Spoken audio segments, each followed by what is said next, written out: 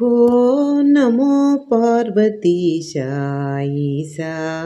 नमो पापनाशा। शम्भो नमो पार्वतीशायीशा नमो पापनाशा। विश्वरूपुडट विश्वात्मकुडट विश्वबन्धुडट विश्वेश्वरुडट। विश्वरूपुडट विश्वात्मकुडट विश्वबन्धुडट विश्वेश्वरुडट। विश्वनाथुडट विश्वंभरुडट विश्वाधीशुडट। शम्भो नमो पार्वतीशा ईशा नमो पापनाशा। కామునిని కంట కాల్చిన వాడట ప్రేమతో భక్తుల బ్రోచేవాడట। కామునిని కంట కాల్చిన వాడట ప్రేమతో భక్తుల బ్రోచేవాడట। భక్తవత్సలుడట ప్రమదావిపుడట బ్రహ్మానందమట। శంభో నమో పార్వతీశా ఈశా నమో పాపనాశా। నిత్యోత్సవమట నీరాజనమట కళ్యాణంబట గౌరీసులకట। నిత్యోత్సవమట నీరాజనమట కళ్యాణంబట గౌరీసులకట। స్వప్రకాశుడట సర్వజ్ఞుండట సర్వాధీశుడట। శంభో నమో పార్వతీశా ఈశా నమో పాపనాశా। జపములు తపములు దాన ధర్మములు సతతము చేసిన తృప్తి లేదట। జపములు తపములు దాన ధర్మములు సతతము చేసిన తృప్తి లేదట।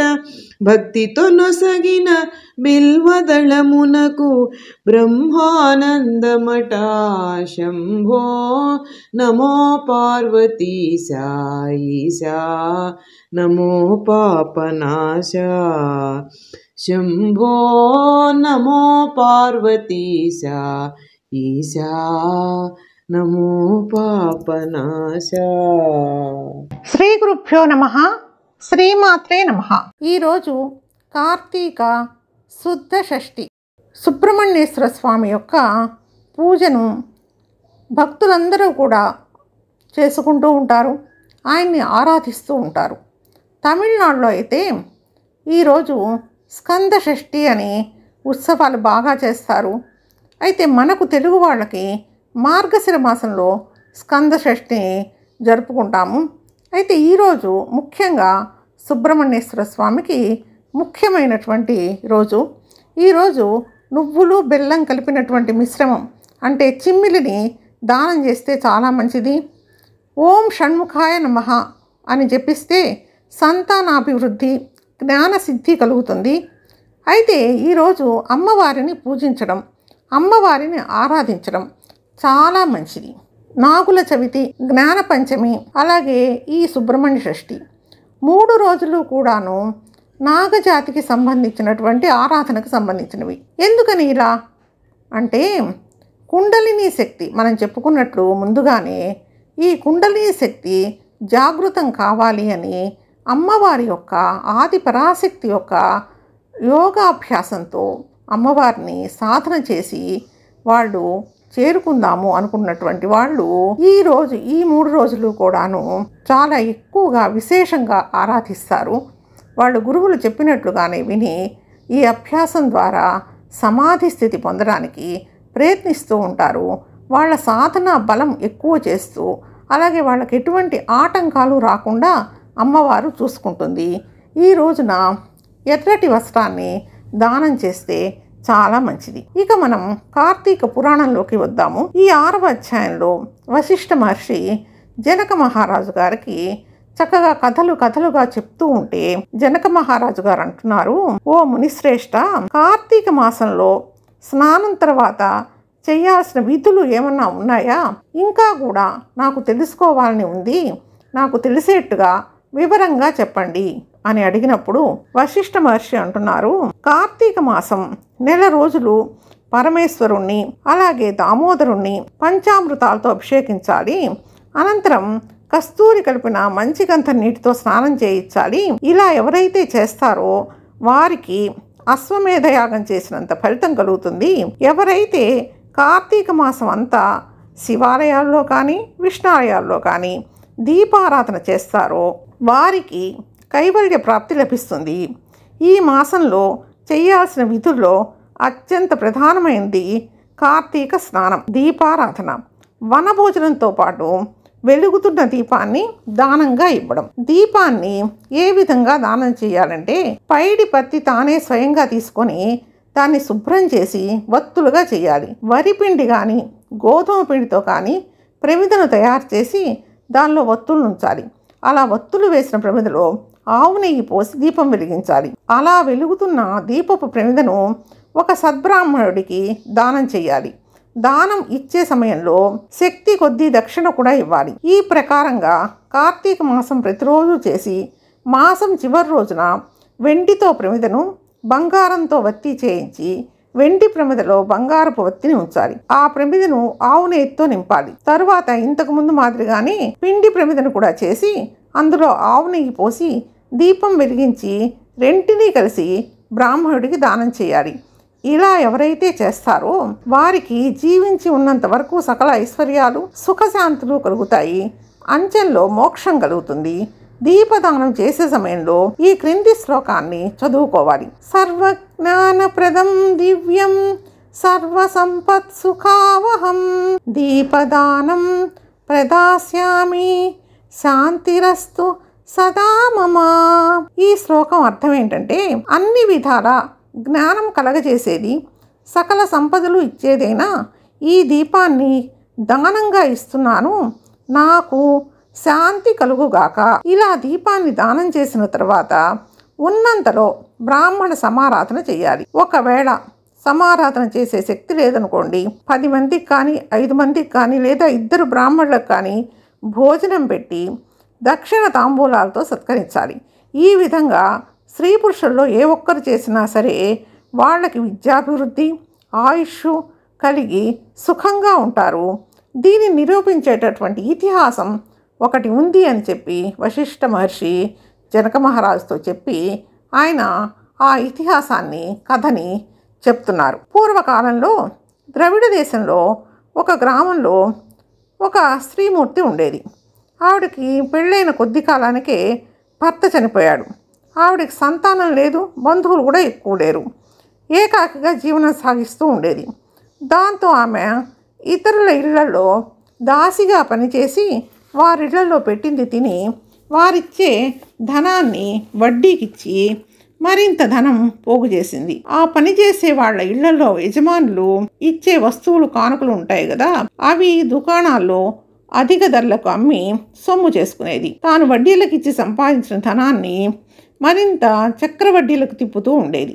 ఇలా తాను ఒక్కటే అయినా కూడా అలా ధనం మీద ఆశతో ఎప్పుడు డబ్బు ఎలా సంపాదిద్దాము, ఎలా కూడబెడదాము అనే ఆలోచనతోనే ఉండేది. పేదవాళ్ళకి ఎప్పుడు దానం చేయడం కానీ, ఎప్పుడు ఏదన్నా కొంచెం కానీ ఎవరికన్నా భోజనం పెట్టడం కానీ ఆమె చేసేది కాదు.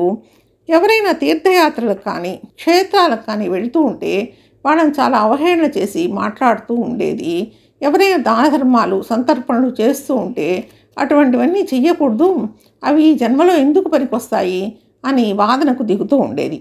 ఇలా కొంతకాలం గడిచిన తర్వాత ఒక సాధువు, అంటే ప్రవచనాలు చెప్పుకునేటటువంటి సాధువు శ్రీరంగం వెళ్ళేందుకు బయలుదేరి మార్గమధ్యంలో ఆ శ్రీమూర్తి ఆ వితంతు ఉన్నటువంటి గ్రామానికి వచ్చాడు. సరే, ఆ ఊర్లో ఒక సత్రంలో బస చేశాడు. ఆ సమయంలో గ్రామంలో వాళ్ళు అందరూ కూడా మంచి చెడ్డలన్నీ ఆయనతో చెప్తూ ఉన్నారు. అలా చెప్తూ ఈ గ్రామంలో ఈవిడ ఉంది కదా, ఈ లుబ్ధ వితంతువు అంటే లోపత్వంతో ఉండే వితంతువు గురించి వాళ్ళు ఆయనకు కూడా చెప్పారు. చెప్పినప్పుడు ఆయన ఏం చేశాడంటే ఆవిడ దగ్గరికి వెళ్ళి, అమ్మా, నేను చెప్పబోయే మాటలన్నీ విను, ఇకనైనా నీ నడవడిక మార్చుకొని జీవితాన్ని సరిదిద్దుకో తల్లి.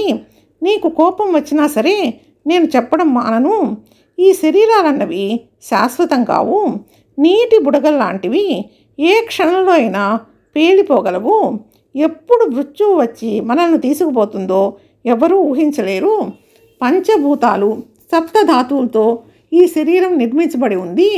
ప్రాణం జీవం పోగానే చర్మం మాంసం కుళ్ళి దుర్వాసంతో అయిన వాడే చీదరించుకునేలాగా తయారవుతాయి. అలాంటి శరీరాన్ని నీవు నిత్యమని భ్రమిస్తున్నావు. ఇది అజ్ఞానంతో కూడిన దురాలోచన. బాగా ఆలోచించుకో అమ్మా.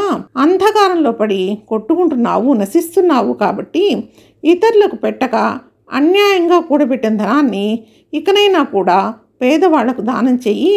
దాంతో అంతులేని పుణ్యం సంప్రాప్తిస్తుంది. ప్రతిరోజు శ్రీహరిని స్మరిస్తూ నోములు, వ్రతాలు, పూజలు చేస్తూ మోక్షాన్ని పొందు. పాప పరిహారార్థం వచ్చే కార్తీక మాసంలో సూర్యోదయానికి పూర్వమే లేచి నదీ స్నానం చెయ్యి. ఇలా దీపారాధన చేసి చక్కగా నువ్వు నీ జీవితాన్ని గడుపుకో అని చెప్పి ఆయన బోధించాడు. అప్పటికి ఆమెకు ఉన్నటువంటి అజ్ఞానమంతా కూడా తొలగిపోయింది. ఆ బ్రాహ్మణుడు చెప్పినటువంటి మాటలు విని వితంతువు చాలా ఆశ్చర్యకరంగా తన మనస్సు మార్చుకుంది. ఆనాటి నుండి లేని వారికి దాన ధర్మాలు చేస్తూ కార్తీక మాస వ్రతాన్ని నియమనిష్టలతో చేసింది. ఆ తర్వాత వనభోజనాలకి సహాయం చేయడము, సంతర్పణలకి సహాయం చేయడము, దాన ధర్మాలు చేయడము అలా చేసి ఆవిడ తర్వాత కైవల్యాన్ని పొందింది. అలాగే ఆమెను తలుచుకుంటూ కూడా కొంతమంది గ్రామస్తులు ఆమె దారిలోనే నడిచి పుణ్యాన్ని పొందారు అని చెప్పి వశిష్ఠ మహర్షి జనక మహారాజు గారికి కార్తీక పురాణంలోని 6వ అధ్యాయాన్ని సమాప్తం చేశారు. రేపు మనం 7వ అధ్యాయం ప్రారంభం చేసుకుందాం. శ్రీ గురుభ్యో నమః. శ్రీమాత్రే నమః. జపములు, తపములు, దాన ధర్మములు సతతము చేసిన తృప్తి లేదట. జపములు, తపములు, దాన ధర్మములు సతతము చేసిన తృప్తి లేదట. భక్తితో నొసగిన బిల్వదళమునకు బ్రహ్మానందమట. శంభో నమో పార్వతీశా ఈశా నమో పాపనాశ. శంభో నమో పార్వతీశా ఈశా నమో పాపనాశ.